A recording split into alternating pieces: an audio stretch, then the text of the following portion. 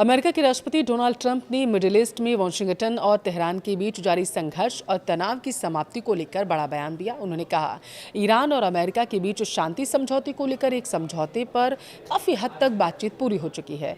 इससे 3 महीने पुराने युद्ध के खत्म होने और एक बड़ा समझौता होने की उम्मीद एक बार फिर से जगी है।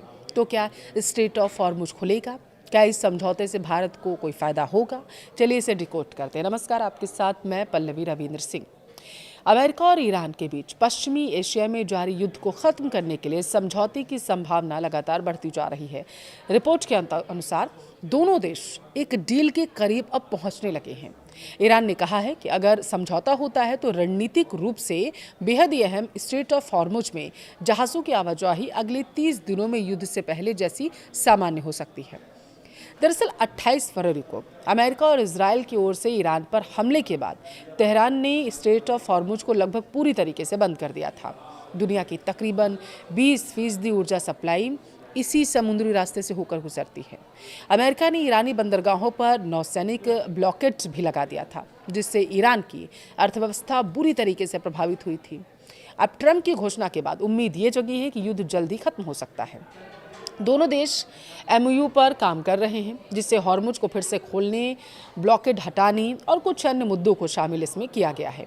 अब तक इस समझौते को लेकर किसी तरीके का कोई आधिकारिक बयान सामने नहीं आया। यहाँ मैं बता दूं कि 1-2 बार इसे टाला भी गया है, लेकिन अब जो बताया जा रहा है वो ये कि 5 जून को इसी मसौदे को फाइनल करने के लिए इस्लामाबाद में दोनों देश बैठने वाले हैं। अमेरिकी विदेश मंत्री मार्को रूबियो ने दिल्ली में कहा है कि अगले कुछ घंटों में अच्छी खबर आ सकती है। ईरान की तरफ से भी सकारात्मक संकेत मिल रहे हैं।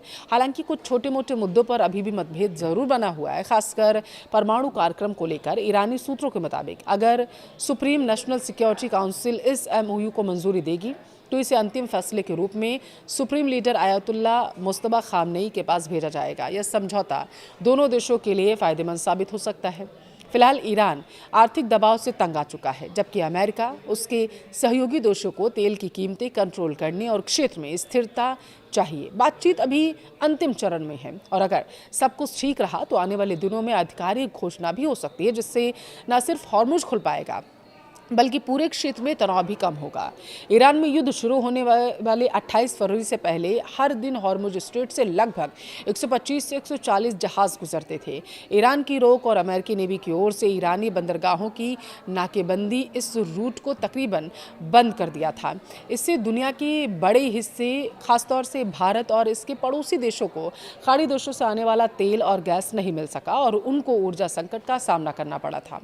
देखिए, भारत दौरे पर आए अमेरिकी विदेश मंत्री मार्को रूबियो ने रविवार को संकेत दिया था कि ईरान के साथ चल रही बातचीत में बड़ी सफलता मिल सकती है। उन्होंने दावा किया कि हॉर्मुज स्ट्रेट से अच्छी खबर आ सकती है, इसकी उम्मीद है। अमेरिकी राष्ट्रपति डोनाल्ड ट्रंप ने भी कहा है कि उनका देश ईरान के साथ समझौता करने के बहुत करीब है, जिससे युद्ध खत्म होगा। हॉर्मुज जल डमरू मध्य फिर से खुल सकेगा, ऐसी संभावना जताई जा रही है।